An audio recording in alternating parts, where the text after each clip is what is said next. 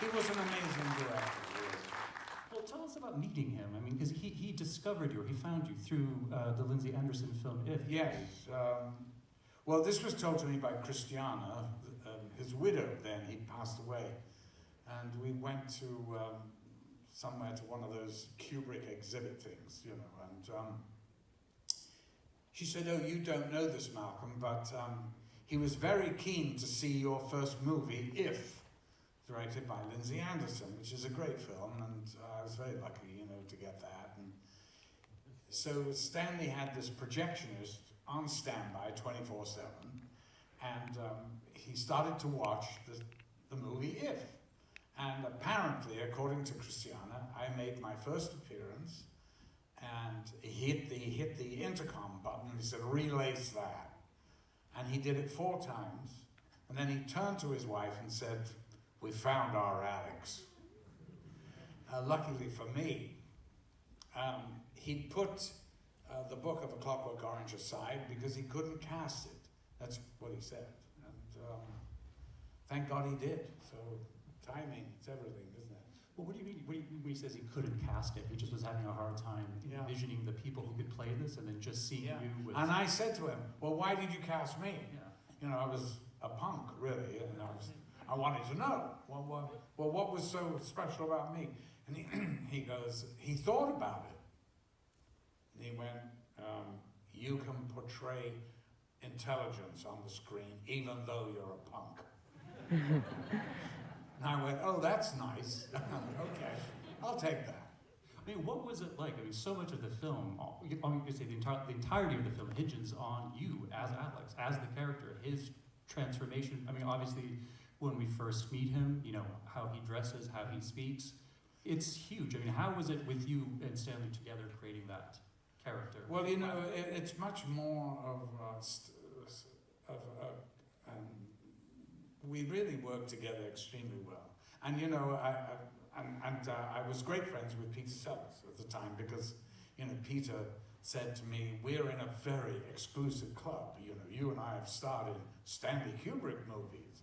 So, and it was the same with Peter, you know, that it was a real collaboration. For instance, the costume, which is so iconic, I was at Stanley's before we started shooting, and we were having, you know, Chinese takeaway dinner, and he walked me to my car, and he goes, "What do you think he'll wear?" And I went, "I don't know, Stanley, you know, it's futuristic a bit." So he goes, "What do you have?" And I went, "What do I have? I have jeans and a t-shirt. I don't know, I don't really have any. I mean, I've got my cricket gear in the car." He goes, "Oh, put it on." And he goes, "What's this?" I said, "Well, that's the protector." And he said, "Wear it on the outside." That became the codpiece, and that is the iconic look, the whites. That's cricket gear. Amazing. And then I was in a store called Bieber, and I'm not taking away, by the way, from Milena Canonero, who did that was her first, exactly. She's won a bunch of Academy Awards, and she's brilliant. She was this young girl, we were all in love with her. And she wasn't on the movie yet, so that's why, by the time she got on, she did the other stuff, but, and she's amazing, anyway. But did you have to show her your cricket gear? So like, this is what Stanley No, I didn't say anything. You know, by then, I think she just brought a whole big thing of hats, and I chose a bowler because it was a sort of finger at the City of London. How so? Well, you know, I was playing an anti-establishment figure. Right. So, you know, the posh English gent who worked in the City of London would wear a bowler hat. You know, that was part of the uniform. And so I thought I would ironically wear it as a sort of finger, you know, to that, to what they do. But, I mean, it's really nothing. It's just a light thing. But the other thing, which was quite amusing, was that I was in this store called Bieber, and by the register, they had a yard of eyelash. And I thought, oh, wow, I'll buy that as a joke gift for Stanley, you know, because I was going out to his house. And by the way, this theater is amazing, isn't it? Jesus. So is this what our Jews are paying for? Right, yeah. So this is what the telecast pays for, eh? My God. Well, money well spent. Anyway, so I found this yard of eyeliner, and I thought I gave it to him when I went out to see him. And he looked at it, and he went, put it on. And I went, me? He went, yeah, put it on. You know, all the glue and all you know. Anyway, I got the eyeliner, took a photograph, then the two, and he took a photograph of that. And then the next day, he called me and he said, I got the photographs, I got the pictures of the eyelash. I went, oh, yeah, how's it look? He goes, you know, it's really interesting. He goes, just the one eyelash. You look at your face, and you know there's something wrong, but you can't tell what it is. And so we went with the one eyelash.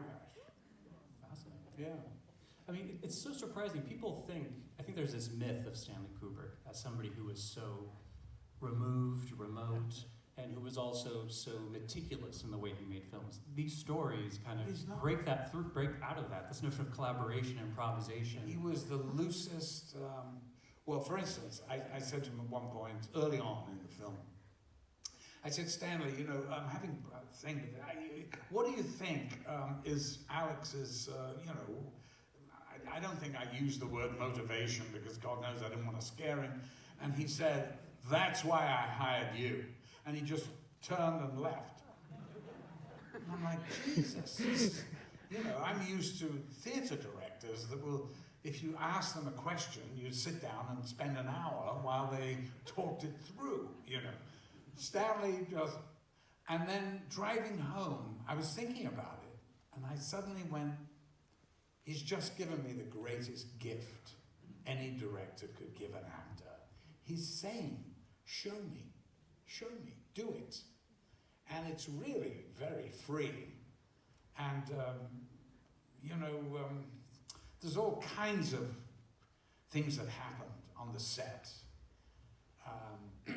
that he went with. He dropped, you know, the whole singing in the rain thing has been well talked about. I'm really regurgitating old stories, but, you know, it's such a key sequence. It is where Alex and the Droogs break in. It's a home invasion where they rape this writer's wife and beat him up. It's horrendous. And you know, so we'd been shooting all the end of the movie, and the end of the movie became very stylized and very funny. And so we got onto the set, and I said, Stanley, we can't shoot this like this. We can't do it, suddenly go into a realistic, I mean, we can't do it. And he goes, no, okay. So literally we sat on this set without turning the camera for 5 days. Now there are not many directors that can do that. And he moved the crew out into the garden in a marquee. He just had the actors, and we'd go through nothing. We'd throw bottles through a window, and it was just not working. I was sitting there, and as he passed me, I was sitting on these stairs like this, and he just said, "Can you dance?" And I was so bored by this time, I leapt up and I went, "Can I dance?" And I literally went straight into Singing in the Rain and whacking him and her on the beats, which of course was Orton-esque, funny, ridiculous, outrageous. And I looked at Stanley, he had his handkerchief stuffed in his mouth. He was laughing so much, he's tearing. And he just said, "Let's go." He put me in his car, drove back to his house, and bought the rights to Singing in the Rain. And we took a week to reshoot it and to shoot it, and you know, it really it moved the movie into another direction. And another case in point was at the very end of the movie, the Minister of the Interior, or Inferior, as Alec calls him, comes in and basically has a speech which wraps up the whole movie in the hospital. And I'm listening to this, I'm actually eating, you know, and I'm all in plaster and stuff. And I saw Stanley with my periphery vision, and I could see he was already bored, and he was trying to figure a way to cut it, or to pare it down, or something. And I thought, this poor actor, you know, he'd learned all this, and so he was cutting my steak, and I just sort of went to hurry him up. And he quickly put the steak in my mouth, and I'm chewing away, you know. And it was like a sort of, I know, cuckoo in the nest. I mean, it was sort of a weird thing to do, but all I wanted to was to hurry up. And I looked at Stanley, the handkerchief in the mouth again, and he was laughing so hard. And in fact, I think his laughter was on the track, on the actual movie when we did it. Really? Yeah, but he took it off. I asked him whether it was true. He goes, "What are you talking about? No." You know, but I think it was. And just little things like that, you know, that make such a difference. Just one little physical thing that can change the whole thing. Well, that's why they call them the movies, because it's about movement. You know. Absolutely. And Yeah. this is a film with tremendous kind of both measured movements as well as, Yeah. I mean, especially the opening sequence, that amazing opening shot. And is the Korova Milk Bar the only set that was actually built for the film? Everything else was locations? Yes, it's the only set that was actually built. Wow. And it's a movie of firsts. You know, it was the first time they used radio mics. So we shot on the embankment in London, and, you know, the trucks going by. I didn't do one line of ADR, so it was pretty amazing. No. And the first time ever in a movie Dolby Sound was used, which is pretty extraordinary. And there's another first, but I can't remember it. Might have been the first X-rated movie to be nominated for an Academy Award Best Picture. For Stanley, didn't he get one for 2001? He did, but I'm saying as an X-rated feature. But yeah, he did get visual effects. Well, you know, it was X-rated for a couple of months. And then I think somebody at Warner's said, you know, Stanley, we could be making a lot more money if this was, you know, an R. And he goes, what do I need to do? Cut out 12 seconds of my dick or something. So he did. And I was happy that he did. Right, and the film has had such an amazing... Well, there is an amazing shot where I am undressing. And this is a typical Kubrick thing. Undressing to go into the prison, and I'm bollock naked. The guy, the prison guard, who's brilliantly played by Michael Bates, absolutely brilliant, he gets a flashlight and literally looks in my ass. And I stand up, and you can't see my genitals because there's a shoebox on the table. And he then removes the box, and it's typical. And I'm standing there in my birthday suit in all my glory. But, yeah. I mean, you put yourself through a lot for this film. I mean, the Ludovico treatment sequence alone, right, with the eye. What do they call them? iPads that they had? Lid locks. Lid locks. Yeah. What a menacing name, lid locks. Yeah, I know. So he showed me a picture of a patient and with these lid locks, you know. And I looked at it and I went, ooh, that's rather nasty. And he goes, yeah, what do you think? And I went, horrible. I don't know. What do you mean, what do I think? He goes, could you do that? And I went, no, I couldn't do that. Why would I do that? I said, those lid lock things go into the eye. How did you do that? And he goes, well, I've got a doctor from Moorfields coming this afternoon to talk to you about it. I went, what? So the guy comes in, he was younger than me, I think, which was a bit off-putting. And he said, oh, Malcolm, no, there's no problem because your eye will be anesthetized. You won't feel anything. And I went, oh, really? And so he goes, it's perfectly safe. I mean, we use these in delicate eye operations all the time. Now, okay, but what he didn't tell me was that patients were not sitting up watching movies in a straitjacket. You know, the patients that he was talking about were lying flat on an operating table. Anyway, so we came to put the anesthetic in my eyes, and I'll tell you, that stings. That was horrible. And being an English doctor, and excuse me if there are anybody from the medical profession from England, he got a handkerchief out of his pocket, obviously with snot all over it, and got the corner and started poking it in my eye. And he goes, "Not ready yet. No. Jeez, I felt, not ready. Give him a few more minutes." Then and I go, "Did you feel that?" "No, I didn't." "Good, we're ready to go."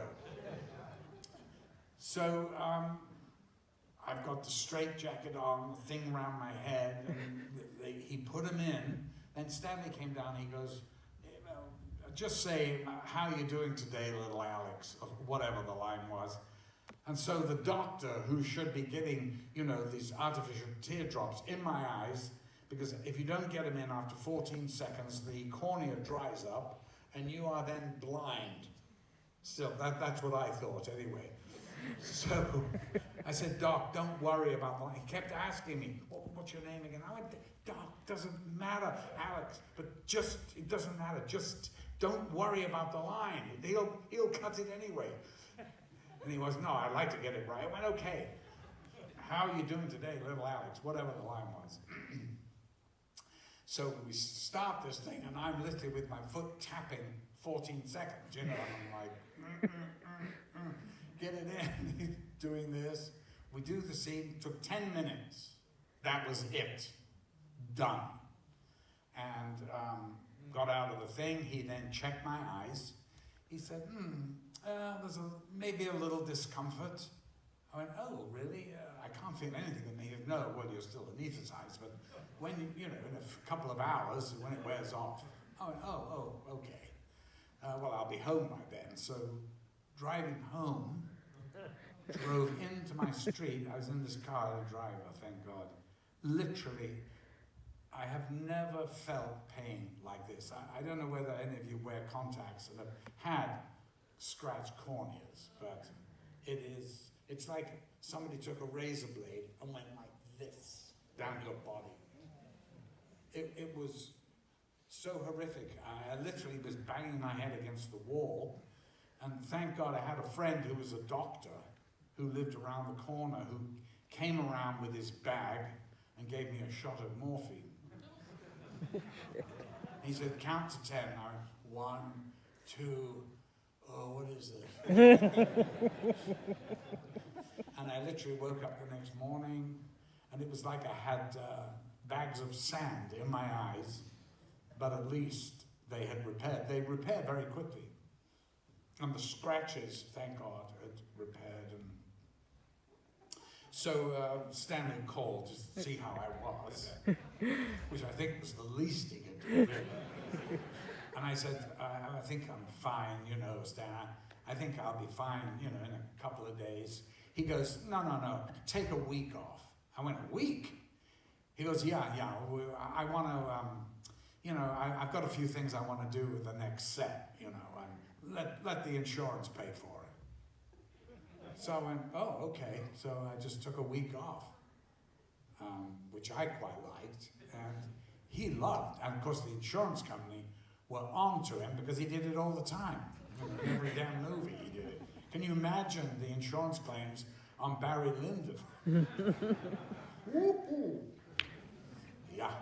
I mean, you'd made obviously this film, you've made so many films afterwards. Did you reflect back on what a unique and kind of different experience it was working on this film with Stanley? I mean, was it truly the most different from things you've gone on to do? Or yes. Similar? But it's extremely weird when the greatest thing that you'll do in your life happens when you're 25. Mm-hmm. And you're a real actor, a stage actor that is not interested in just repeating the same damn thing. And so if there was anything that just smelt of Clockwork Orange, I just said no. And one of the most irritating things, I was offered, this is 1972, I think, $1 million to go to Japan to do a milk commercial. And I went, yes, now this is what I call celebrity credit card. Oh my God, I hear about all these people, you know, Olivier made all these things for Polaroid, made millions of dollars, and he told me, that's what I'm going to leave my, widow and my kids. This Polaroid thing will pay for it. And I was so happy for him because, you know, he spent his life on the stage earning nothing. Of course, he lived high on the hog as well. Anyway, I was really looking forward to going to Japan to do this, but then it came out that they wanted me to wear... Oh no. That sounded like my agent.